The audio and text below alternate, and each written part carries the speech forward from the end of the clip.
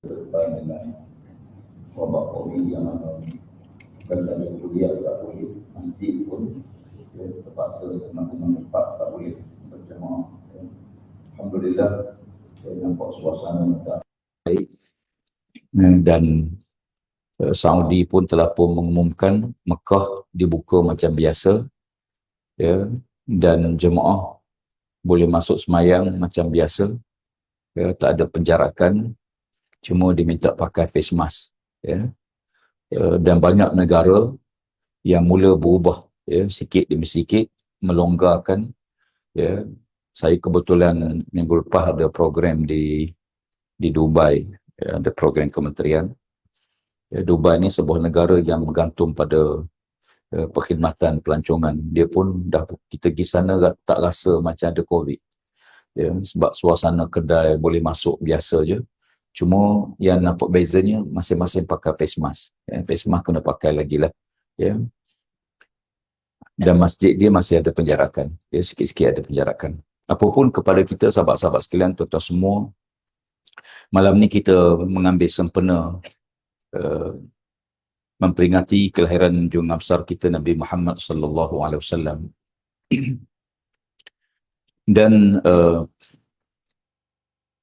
kedatangan Nabi Muhammad ni tiap-tiap tahun bila masuk 12 Rabiul Awal kita akan sambut, ya. Sejak saya kecil-kecil lagi, ya, dah ada sambutan Maulid Rasul.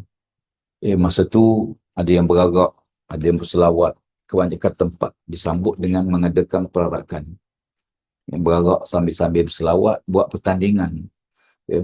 Spanduk yang paling cantik, pakaian yang paling cantik, perbarisan yang paling kemah dapat hadiah. Ya, beragaklah, Zuhur tak semayang. Ya. Jadi masing-masing berimpun, ya, semata-mata nak tunjuk kecintaan para Nabi sallallahu alaihi wasallam. Ya, alhamdulillah, ya. Apapun kepada kita, sahabat-sahabat sekalian, cinta para Nabi ni merupakan benda yang dituntut wajib, ya, bukan sunat, ya. Dan cuma bila nak cinta para Nabi SAW ni, kita tak mungkin boleh cinta kalau kita tak kenal Nabi SAW. Sebab ada orang tanya, dia kata dalam Al-Quran Allah Ta'ala tidak sebut nama Muhammad. Wa qala Isa bin Maryam ya bani Israel inni rasulullah ilaikum musaddiqan lima baina yadayya min at-Taurat mubasysyiran bi rasulin ya'ti min ba'di ismuhu Ahmad. Dalam Quran Allah Ta'ala cerita bagaimana Nabi Isa AS beritahu kepada Bani Israel, wahai Bani Israel, sesungguhnya aku ni Rasulullah kepada kamu, ya, dan membenarkan kitab yang diturunkan sebelumku, yakni kitab Taurat, dan mengkhabarkan berita gembira kepada kamu semua, lepas aku ni akan datang seorang Rasul namanya Ahmad. Ya. Falamma ja'ahum bil bayyinati qalu hadza sihrun mubin. Bila Allah bangkitkan Rasul tersebut, mereka mengatakan ini sihir. Baik, ini ada dua benda. Pertama, semua nabi-nabi dia akan membenarkan kitab sebelum dia, dan dia akan memberitahu apa yang berlaku selepas dia, siapa Rasul selepas dia. Ya, begitulah sejak mula dunia lahir, ya, kedatangan Muhammad disebut setiap nabi-nabi dan rasul-rasul. Nabi terakhir Nabi Muhammad. Tapi bila Allah Ta'ala sebut dalam Quran nama dia Ahmad, maka ada orang yang confused. Dia kata Ahmad ke Muhammad? Lalu ada orang yang namakan dia nama Ahmad, mengaku dia sebagai Nabi terakhir, iaitu Ahmad Al-Qadian, agama Qadiani. Ya. Dia kata nama dia Ahmad. Adapun Nabi Muhammad tu ialah nama Muhammad, bukan Ahmad. Di sini kita kena faham bahawa di sana ada hadis Nabi SAW menjelaskan tentang nama-nama Nabi. Nabi ni banyak nama. Ya. Macam Allah lah, ada 99 nama Allah. Bukan makna Allah tu banyak. Ya. Nama menggambarkan kelebihan, kedudukan, kekuatan, sifat yang ada pada dia. Dan hadis Nabi kata, Ana Muhammadun wa Ahmadu wal Muqfi wal Hashir wal Nabiyyut Taubah wal Nabiyyur Rahmah, Rahul Muslim. Ada satu hadis Nabi kata, akulah Muhammad. Nama Nabi ni Muhammad, satu. Wa Ahmad, aku juga nama Ahmad. Wal Muqfi, ya. Nabi juga makna Al-Muqfi, pernah dengar tak Nabi Muhammad ni nama Al-Muqfi? Kita pernah dengar. Tapi Al-Muqfi juga nama Nabi SAW. Ya, iaitu yang disebut, yang dihormati. Wal-Hashir. Ya. Nabi juga bernama Al-Hashir. Ya. Al-Hashir tu nama Rasulullah. Ya. Al-Hashir maknanya yang menghimpunkan manusia. Yang menghimpunkan semua manusia.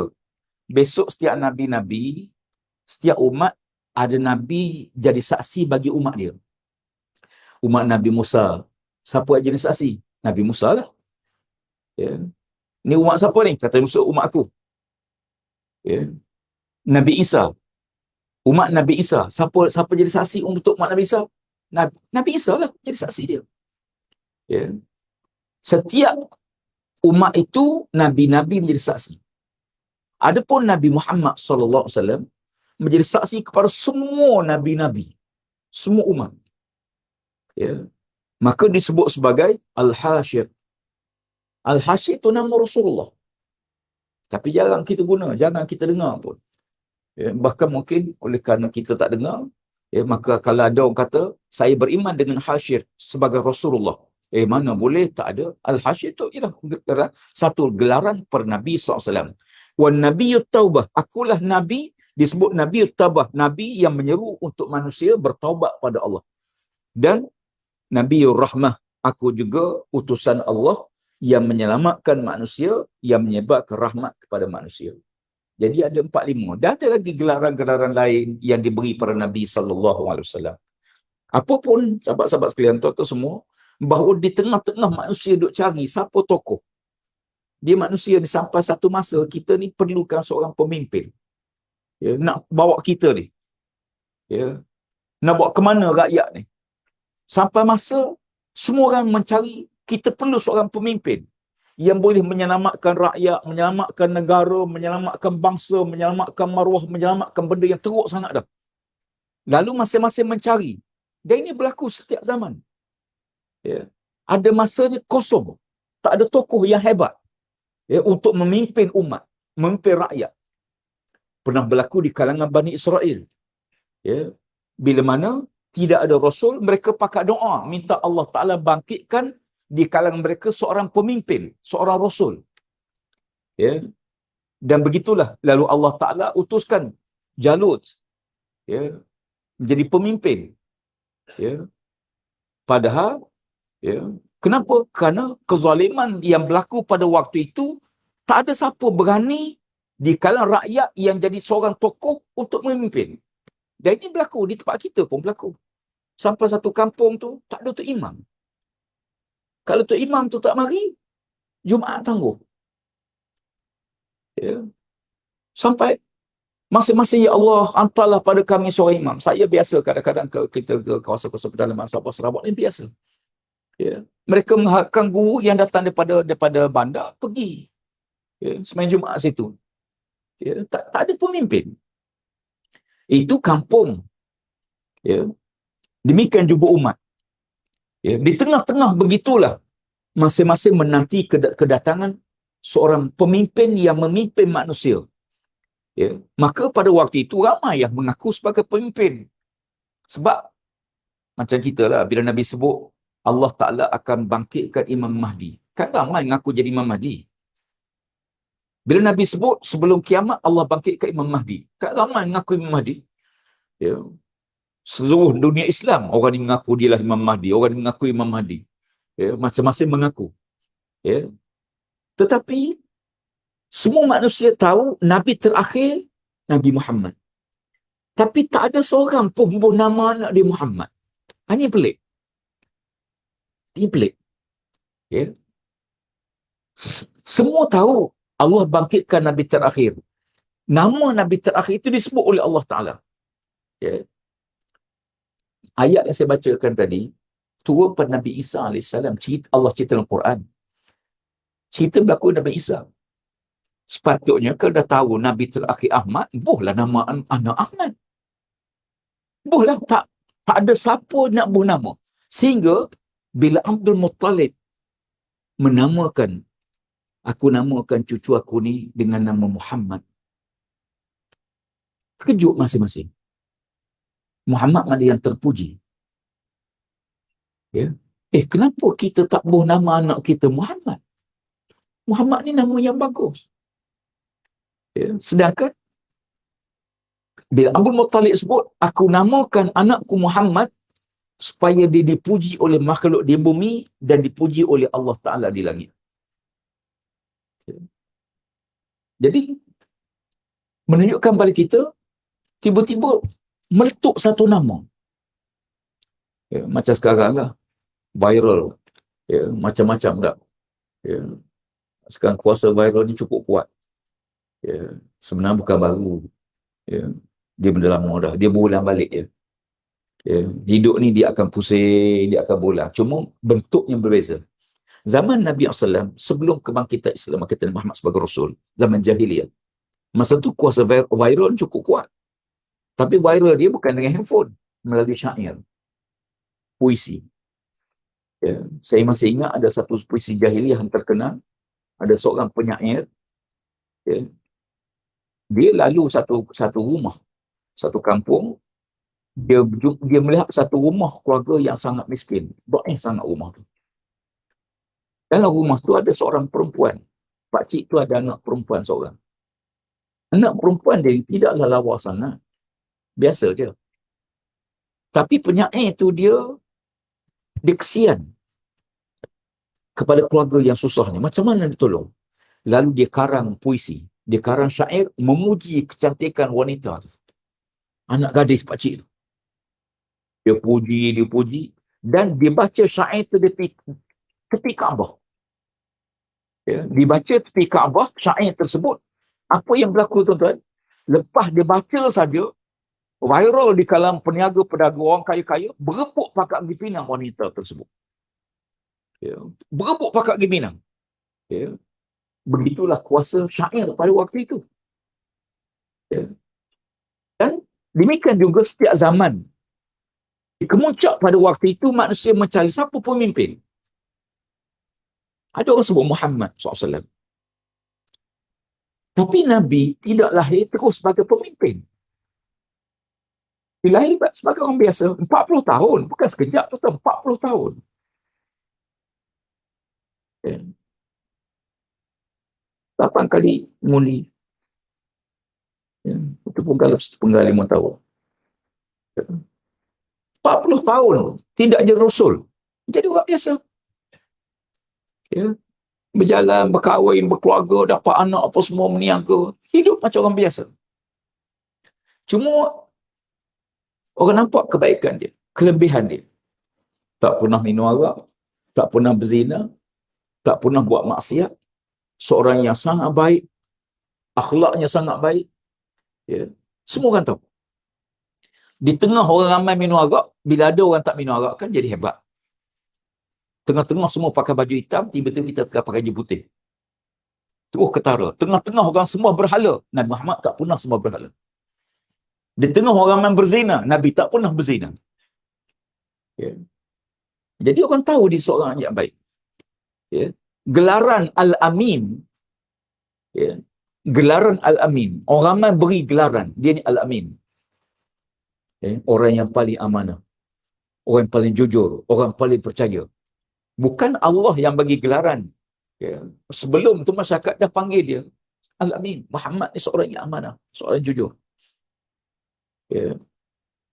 Tuan-tuan sekalian, sehingga apa yang Nabi kata, memang mereka akan percaya 100%. Sampai waktu Allah Ta'ala ya, menurunkan ayat Iqra' Bismi Rabbikal Lazi Khalaq. Ya, lepas pada itu turun ayat Ya Al-Mudassir Qum Fa'anzir. Nabi SAW diperintah oleh Allah Ta'ala, Qum Fa'anzir. Ya Muhammad, bangun daripada tidur. Ya, dan beri amaran. Ya. Nabi SAW di atas bukit Safa. Ya. Safa Marwah. Bila kita sa'i daripada Safa Marwah. Nabi di atas bukit Safa. Ya. Nabi panggil pembesar-pembesar Quraisy. Ya. Lalu orang ramai berkumpul. Nabi tes. Tuan-tuan, Kalau saya beritahu tuan-tuan, ada musuh nak mari menyerang kita sama ada petang ini atau pagi besok, tuan-tuan percaya ke tidak? Ni Nabi nak test. Percaya ke tidak? Kalau saya beritahu tuan, ada musuh nak mari serang kita kota Mekah ni, petang ini atau pagi besok. Semua jawab, benar. Kami percaya ya Muhammad. Walaupun tak ada berita, tak ada orang beritahu, tak ada cerita, langsung tak ada berita. Ni serang ni tuan sekalian, mesti tahu. Ya.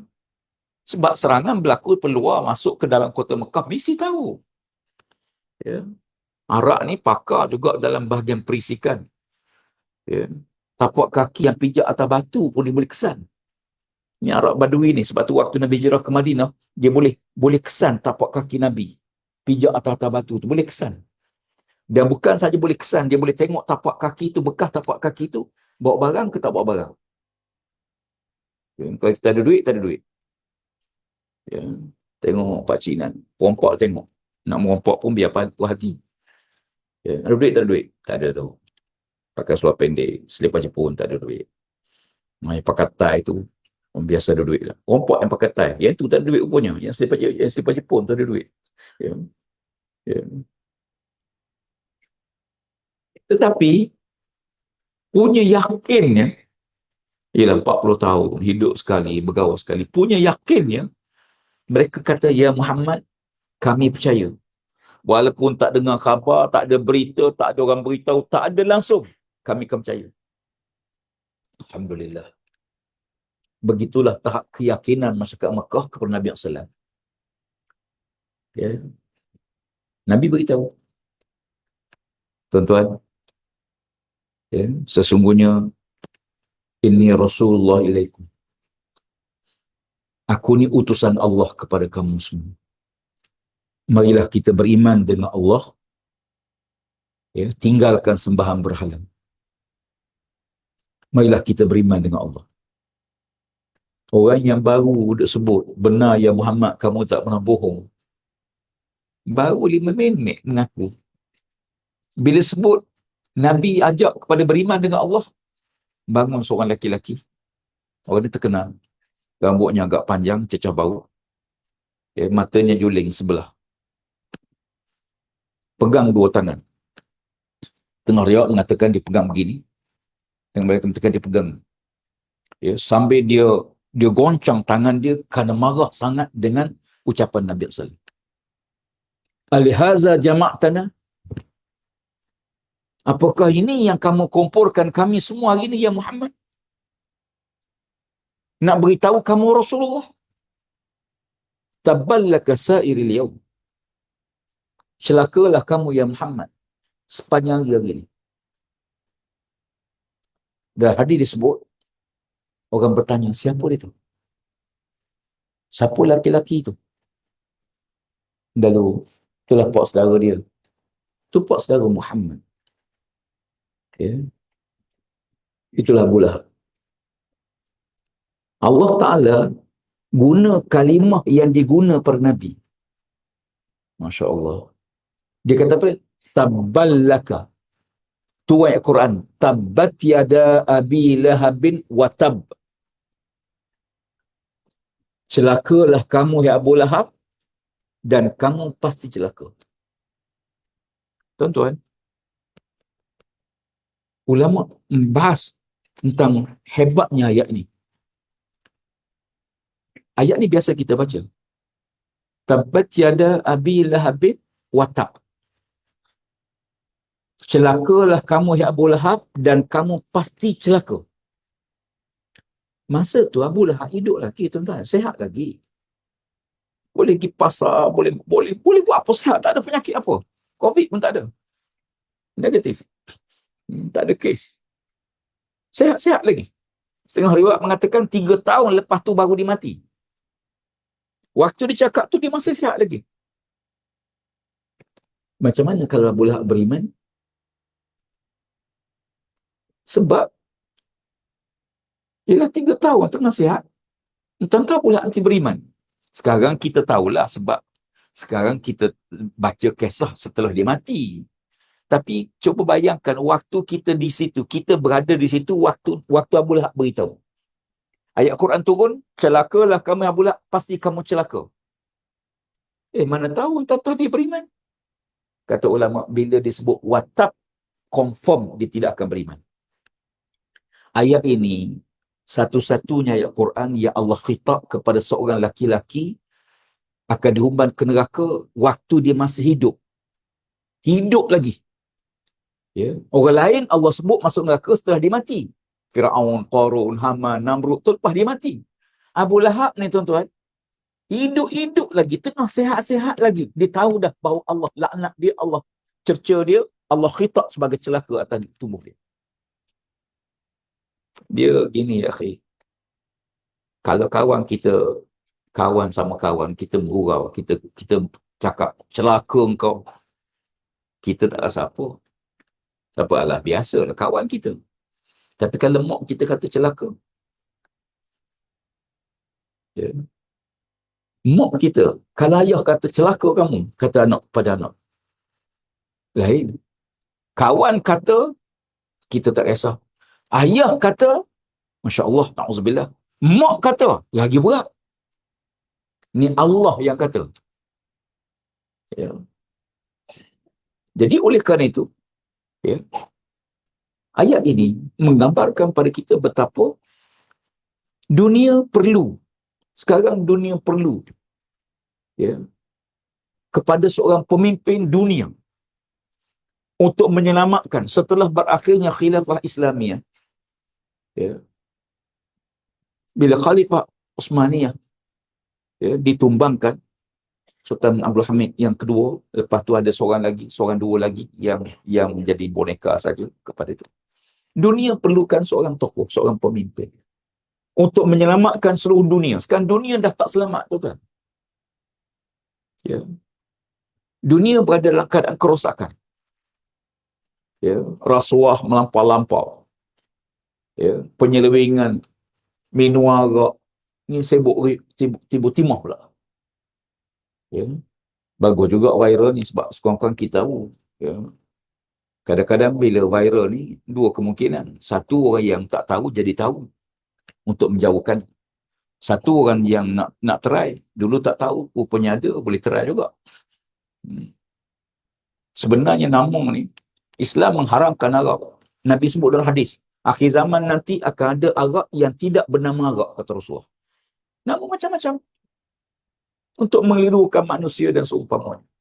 Ada orang tanya saya, macam mana? Saya kata, timah gambar lelaki, tak betul. Timah ni, dalam timah ni, orang Melayu panggil, kalau Fatimah, kampung-kampung panggil timah lah. Ya. Tapi timah ni bukan biji timah, mau timah juga. Bila kita baca background kepada kisah tu, rupanya nama timah tu diambil pada biji timah. Ya. Dan gambar laki-laki. Buh nama timah, buh gambar lelaki. Laki tak betul. Mana ada orang lelaki nama timah? Ya. Tak ada orang lelaki nama timah, tuan-tuan. Ya. Jadi di buh tu, gambar siapa dia? Gambar Captain Speedy. Ya. Yang dianggap penyelamat. Dia bawa khas, ya, untuk mendamaikan pergaduhan, perbutan lomba biji timah di Perak.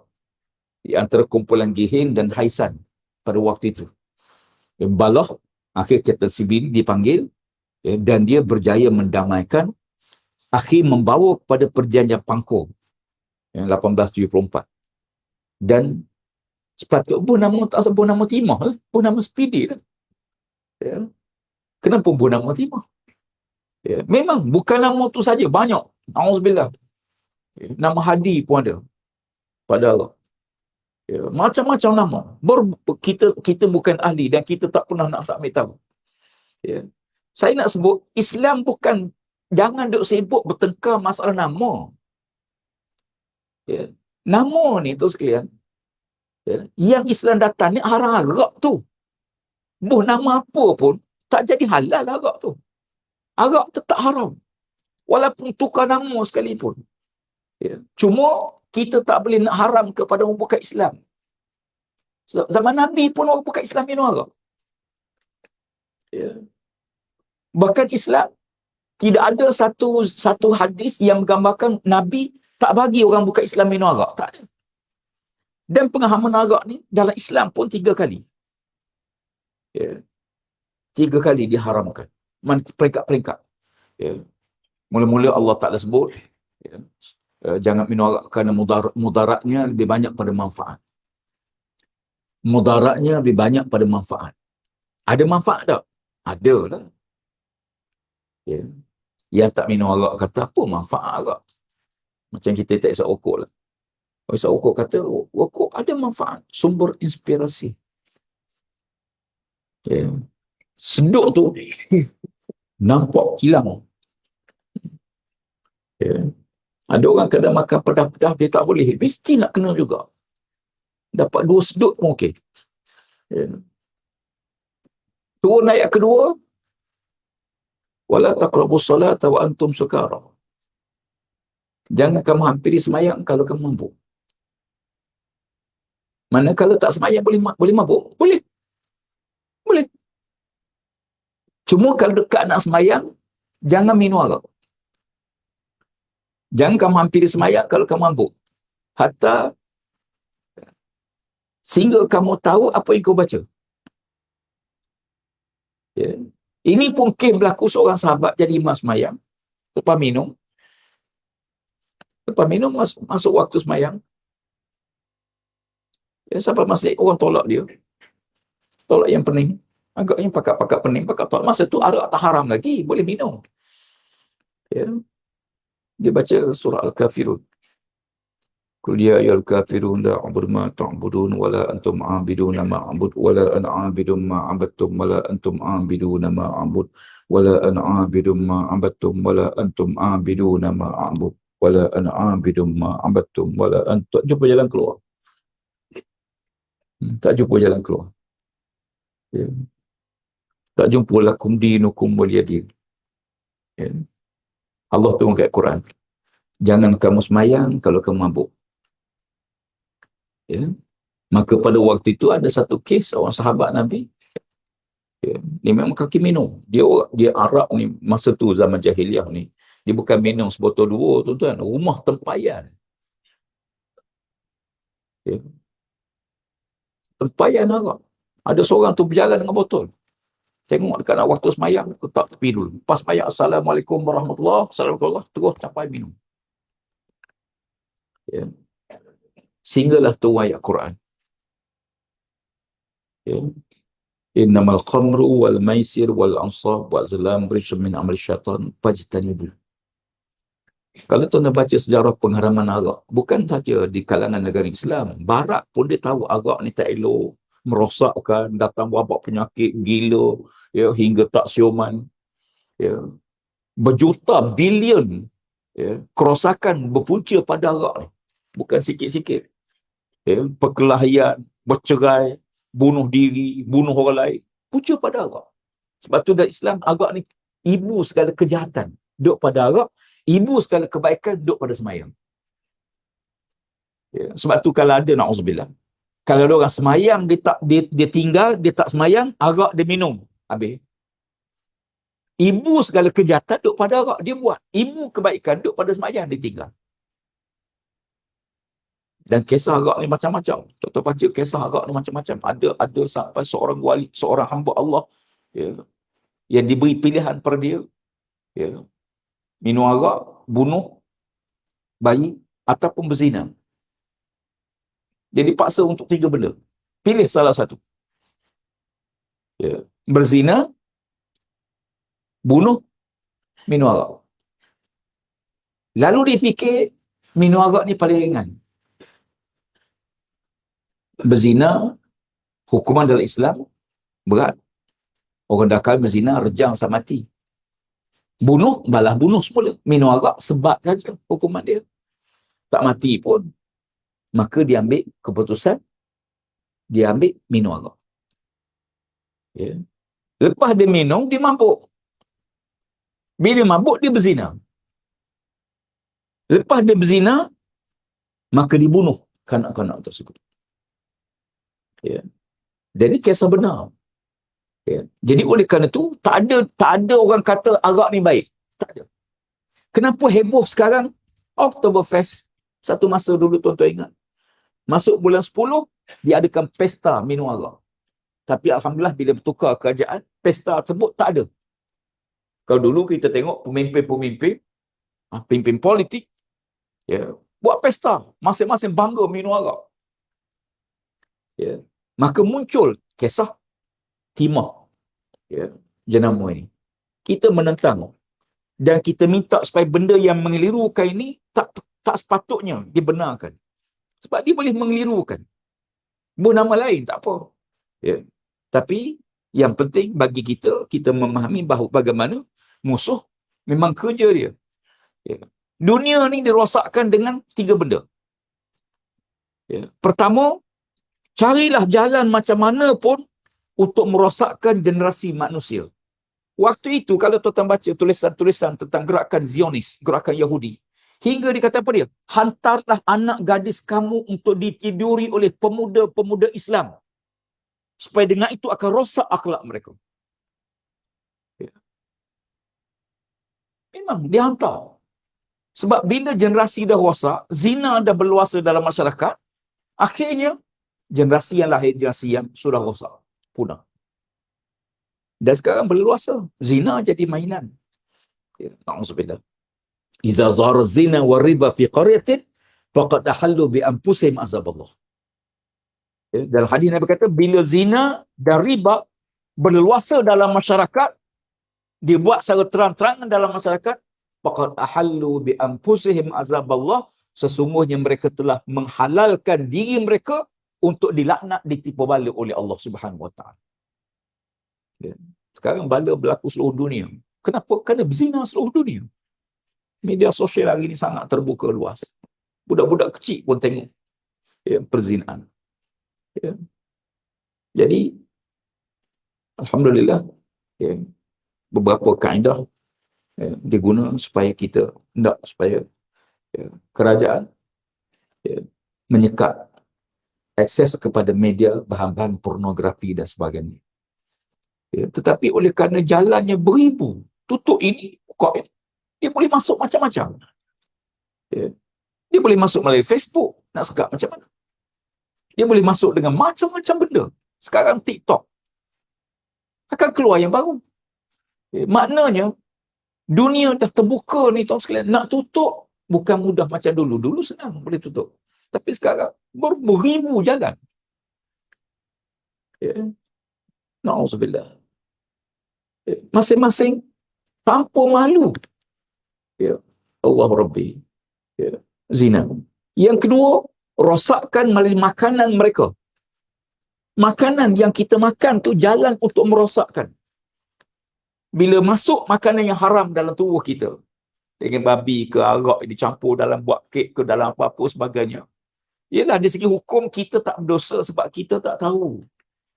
Ya, kita tak berdosa sebab kita tak tahu. Tetapi benda tu dah masuk dalam tubuh. Makanan yang syubhah, makanan yang tak elok, makanan yang tak baik. Ya. Kadang-kadang kita beli ayam. Ya, kita beli ayam, tak cek pun halal haram. Ya. Kita Malaysia, alhamdulillah lah, adalah logo halal. Halal Jakim, antara halal yang boleh pegang lah, boleh percaya tuan sekalian. Ya, kecuali yang bohong, yang menipu tu kita kena report lah, kena ada maklumat, kita kena report. Tapi halal kita diiktiraf seluruh dunia. Sebab kita halal, kita bukan halal. Ya, macam air. Ya. Air kau ni halal tu kan? Ada cok halal. Ya. Pasal apa? Dia bukan air tu, air memang halal. Botol. Apakah dia dibuat dengan bahan yang halal atau bahan yang haram? Sebab kita masuk dia tu. Ya. Tudung botol ni. Ya. Jadi makna kita kena pasti semua komponen dia halal. Baru dapat lesen halal. Kuatlah. Ya. Makanan. Rosakkan dengan makanan. Yang ketiga, ialah merosakkan dengan pemikiran. Ya, pemikiran. Sama ada masuk melalui media sosial, masuk melalui pendidikan, masuk melalui macam-macam benda. Tapi rosakkan Macam mana cara nak rosakkan orang Islam? Pertama, ragukan. Ragukan. Lahirkan orang Islam yang ragu dengan agama dia sendiri. Dia Islam, dia tak percaya dengan agama dia. Masya Allah. Dia ragu dengan hukum Allah, ragu dengan peraturan, ragu dengan sistem, ragu dengan pakaian halal haram. Ragukan. Hingga dia rasa malu. Satu masa dulu, malu nak ngaku ustaz pun. Dalam masa sekolah tahun 70-an, 80-an. Ustaz-ustaz tak bagi murid-murid panggil ustaz. Pasal apa? Payah. Kalau ustaz ni nak ngorak-ngorak tak boleh. Ya. Contohlah. Ya. Akhirnya ragu. Lahir generasi. Lahir. Sebab itu terus sekalian, sekarang saya balik pada poin-poin besar. Bagaimana di tengah-tengah kerosakan ini, dunia sekarang perlukan satu sistem. Ekonomi perlukan sistem yang betul, yang adil. Ya. Ketamakan manusia tak habis-habis terus sekalian. Manusia ni memang Tuhan buat begitu. Alhaakumut takasur, kamu dilekakan untuk kumpul harta, kumpul. Suka tengok. Setengah-setengah masjid tu suka tengok. Berapa akaun dalam masjid? 10,000, 20,000. Suka tengok angka. Baik pun tak tukar. Baik rosak tak tukar. Pada duit puluh ribu. Akaun tak pasang. Pasal apa? Takut bil lebih. Gunalah. Sebab masjid bukan bank. Kalau nak simpan, tuan-tuan buka bank. Masjid kena guna duit. Orang wakaf ni, orang derma untuk kita guna. Gunakanlah. Apa yang kita rasa perlu, belanjalah. Buat belanjalah. Boleh ke ustaz kita nak buat jamuan? Boleh. Guna duit masjid, panggil orang ramai, panggil kuliah, buat jamuan untuk menghadirkan orang ramai. Tak apa. Kecuali yang di wakaf khas tak boleh lah. Tapi kebanyakan orang akan wakaf umum. Wakaf umum kita gunalah. InsyaAllah masjid ni kita cuba dapatkan peluang untuk salat Jumaat. InsyaAllah kita pun dah hantar permohonan dan saya pun dah hubungi pihak mufti.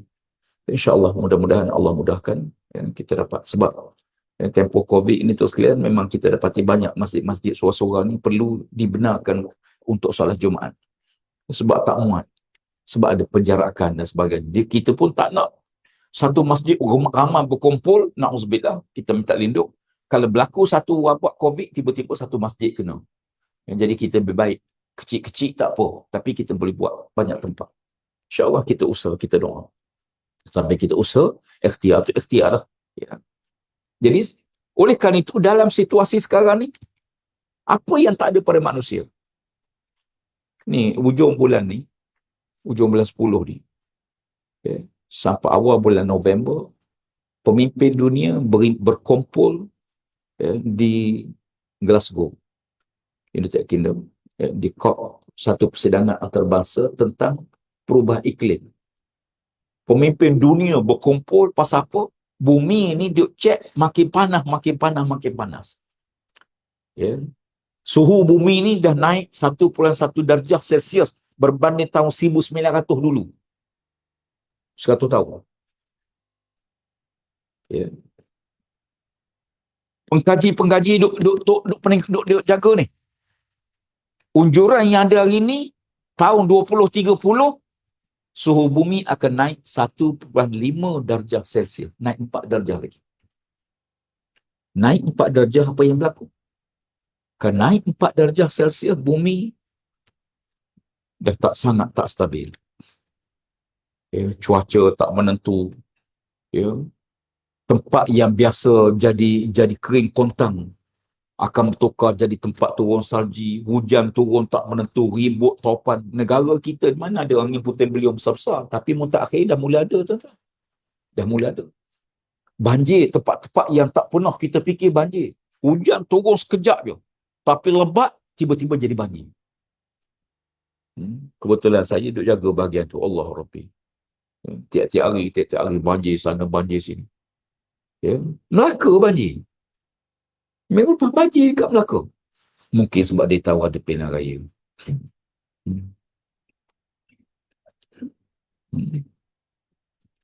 Jadi, fenomena ini, apa nak buat tu sekalian? Duk cari, pasal apa bumi ni makin panas ni? Cari sebab. Cari sebab. Sebab yang paling besar sekali, ya, pelepasan karbon dioksida. Ya. Kilang buat keluar karbon, kereta, semua kenderaan, ya, enjin, ya, loji tenaga, ya, semua buat keluar bahan panas, karbon dioksida. Bahan macam buat? Stop. Hentikan. Kalau Allah panjang umur tu sekalian, tak lama dah. Ya, 20, 30, 9 tahun lagi. Kenderaan tidak lagi pakai petrol dan diesel. Semua kenderaan sekarang mula keluar dah, kereta elektrik bakal, kereta bateri. Ya. Sekarang kita berhenti stesen minyak, isi minyak, akan datang berhenti stesen, tukar bateri, cabut bateri, test, ambil bateri baru, pasang, jalan. Teknologi mula dah ada, sepanjang highway tu charge sambil berjalan. Kereta sambil jalan tu bateri di charge. Menteri dah umur, tak ada lagi, ya, logi tenaga menggunakan arang batu. Stop. Pasal apa?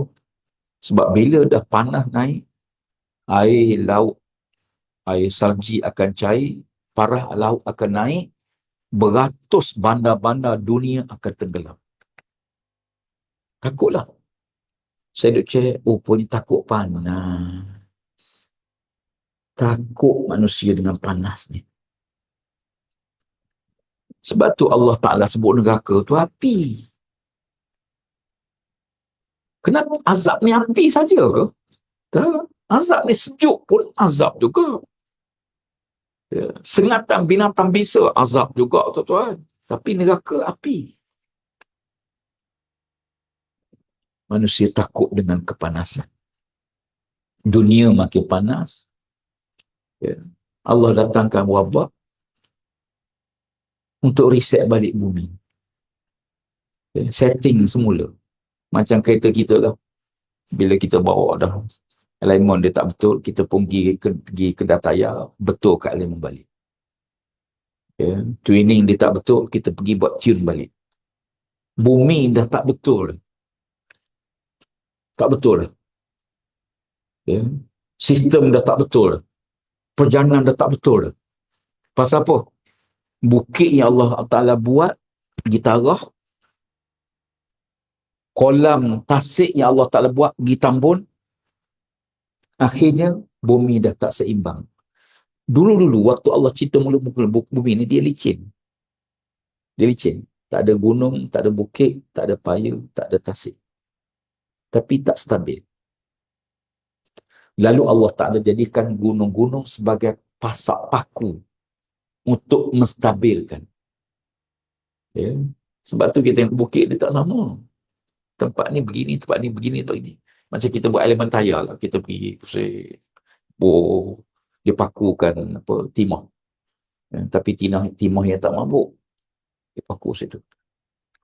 Jalan lagi paku situ. Diimbangkan tayar. Sekarang ni perimbangan dah tak ada. Perimbangan dah tak ada. Ya.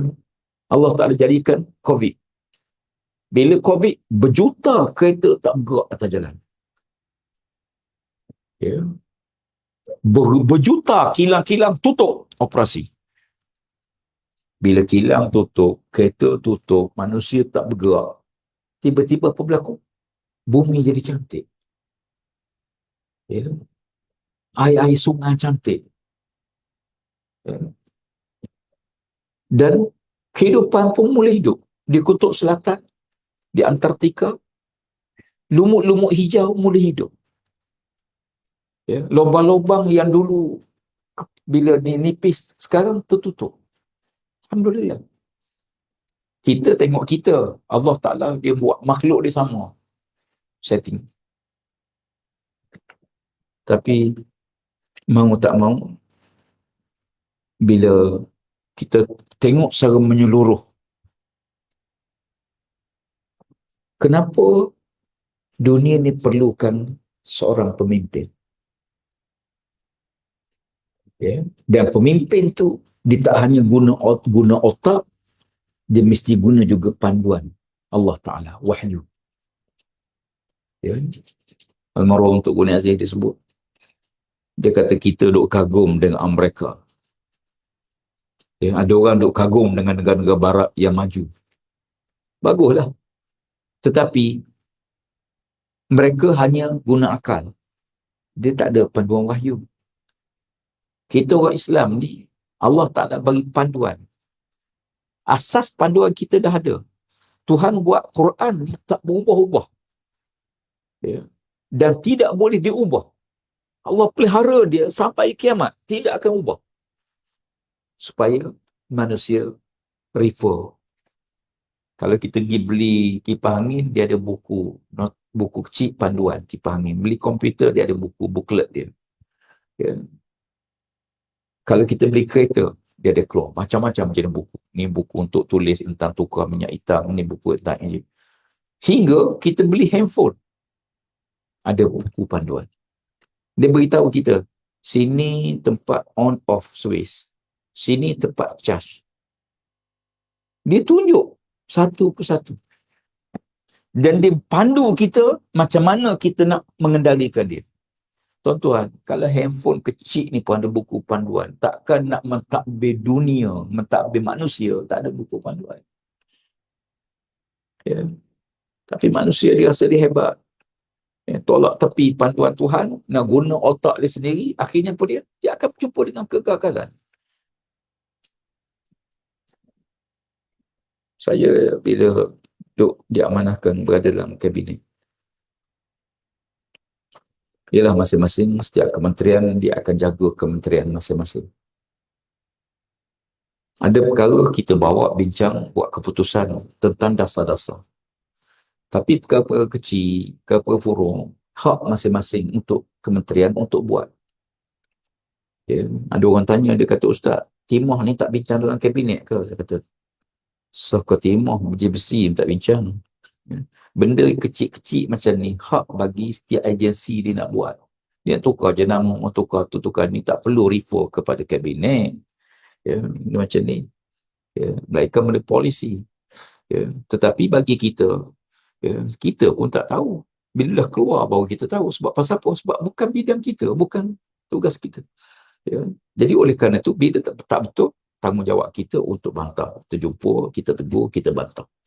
Ya. Alhamdulillah. Apa pun untuk sekalian, ada satu peringatan yang agak menarik untuk kita kongsi pada malam ni, untuk akhir. Ya. Bila Allah Ta'ala bangkitkan pada kita Nabi Muhammad SAW, saya duk renung pasal apa? 1400 tahun tak ada Nabi-Nabi lain selepas Nabi Muhammad SAW. Dan Nabi Muhammad, dia tidak macam Nabi dulu. Nabi dulu untuk kaum dia. Ya. Nabi Musa untuk Bani Israel je. Bukan Bani Israel tak ada. Sebab tu kita pelik kenapa agama lain. Padahal Nabi Isa tu diutus oleh Allah untuk Bani Israel. Bukan untuk orang Eropah, bukan untuk Barat. Ya. Adapun Nabi Muhammad diutus untuk seluruh manusia. Pasal apa? Ternyata bahawa Nabi tak berhajat pada ramai Rasul.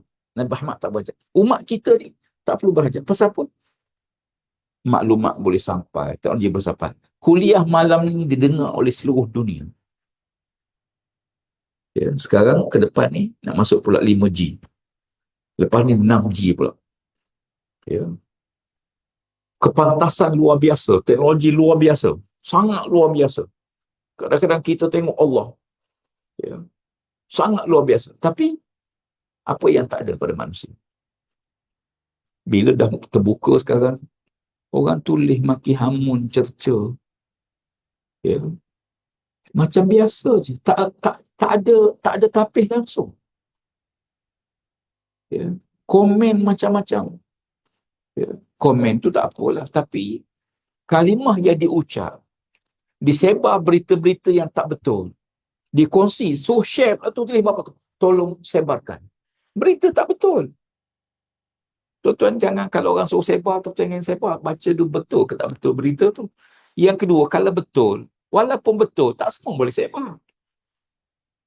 Ya, betul, memang betul. Contoh kita tahu kawan kita gini nikah seorang lagi kat Siam. Betul, kita tahu. Ya, tapi jangan sebar. Pasal apa? Sebar berita macam tu, dia akan huru-hara rumah tangga dia.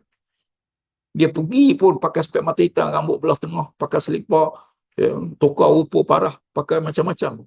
Tiba-tiba kita jadi tahu, kita pun sebar. Jadi, walaupun benda tu betul, betul, ya, tetapi dengan sebar tu mengundang fitnah. Mengundang fitnah ni, ya, jadi masalah. Ya. Jadi oleh kerana tu nak fikir dapat pahala ke dosa. Nak sebar, fikir satu je. Dapat pahala, sebar. Kalau dapat dosa, jangan. Ya. Dan kalau dah tersebar, Allah Rabbi, semoga Allah Ta'ala ampun. Macam mana tu selain? Kita tak mungkin boleh tarik balik dah. Ya. Lepas post dia, dulu saya tengah ceramah di Perak. Ya. Dekat dengan Tapah. Ya. Tengah-tengah ceramah, masa tu baru keluar telefon. Dapat mesej. Masa tu ya, WhatsApp tak ada lagi mesej. Dapat mesej, duka cita dimaklumkan, bahagia Dr. Abdul Aziz Hanafi telah kembali ke rahmatullah. Dr. Aziz Hanafi. Saya tengah ceramah. Saya kata, tuan-tuan, saya baru dapat berita. Duka cita dimaklumkan Dr. Aziz Hanafi telah kembali ke rahmatullah. Al-Fatihah. Pakai baca Fatihah semua. Dia ucapkan, saya sambung kuliah. Sambung. Dapat mesej kedua. Minta maaf. Tak jadi mati.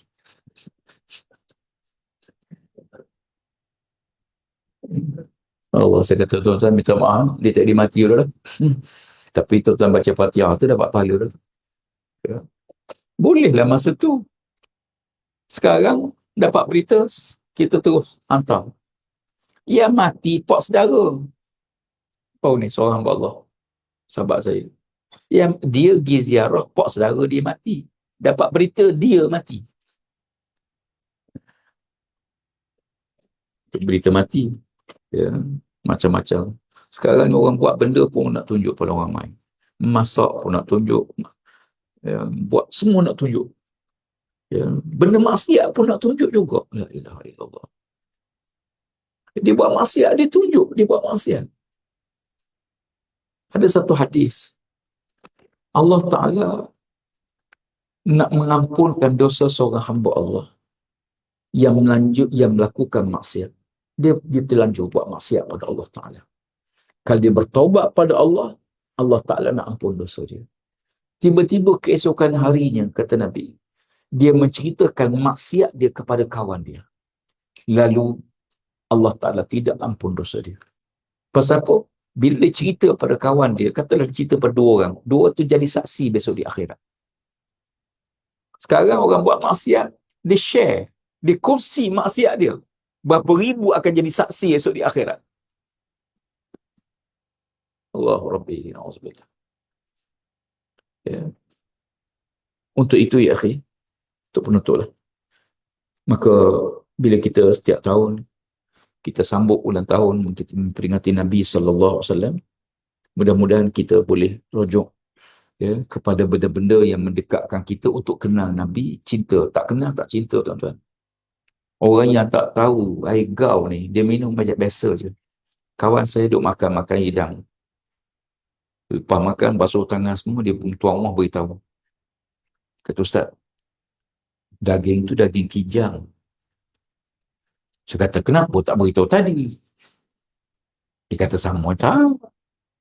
Kalau tahu kijang, pegang tu lain, mamah lain. Ya. Mamah lain, telan pun lain. Ya. Lepas kita makan baru beritahu. Jadi, nikmat tahu tu dah tak ada. Jadi, nikmat bila kita tahu ini kesukaan Rasulullah. Kita masakan sup, setiap kali tuan-tuan makan sup, tuan-tuan ingat Nabi suka makan sup, masakan sup. Hafsah, isteri Nabi, yang sangat pandai masak sup. Nabi memuji Hafsah Hafsah ni pandai masak. Setiap kali tuan-tuan makan buah yang tak banyak biji, macam buah anggur, tuan-tuan ingat, Nabi suka makan buah-buahan yang tidak banyak biji.